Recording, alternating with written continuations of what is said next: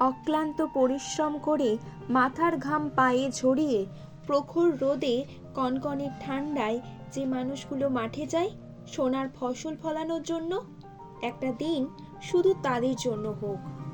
সোনালি ফসল ফলাতে গিয়ে কখনো তাদের পায়ে লাগে কোদালের কোপ, কখনো বা সাপের ছোপ। তবুও মানুষগুলো অক্লান্ত পরিশ্রম করে যায় পৃথিবীকে সোনালি করে তুলতে, সৃষ্টির প্রতি দায়িত্ব পালন করতে।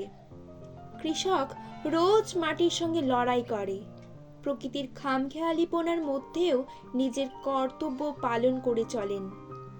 তিনি ফসলের বীজ বপন করেন, মাঠে শ্রম দেন, আর তার পরিশ্রমের ফসল আমরা টেবিলে বসে খাই।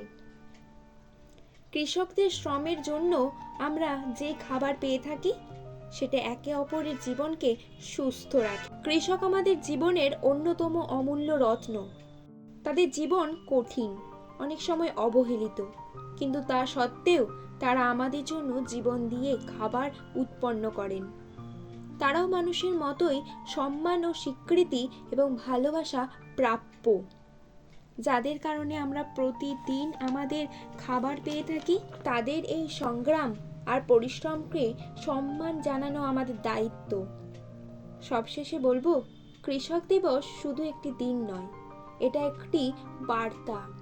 কৃষকদের প্রতি আমাদের শ্রদ্ধা, সহানুভূতি এবং কৃতজ্ঞতা সারা বছরব্যাপী থাকতে হবে। তাদের পরিশ্রম, ত্যাগ এবং অবদান কখনোই ভুলে যাবেন না।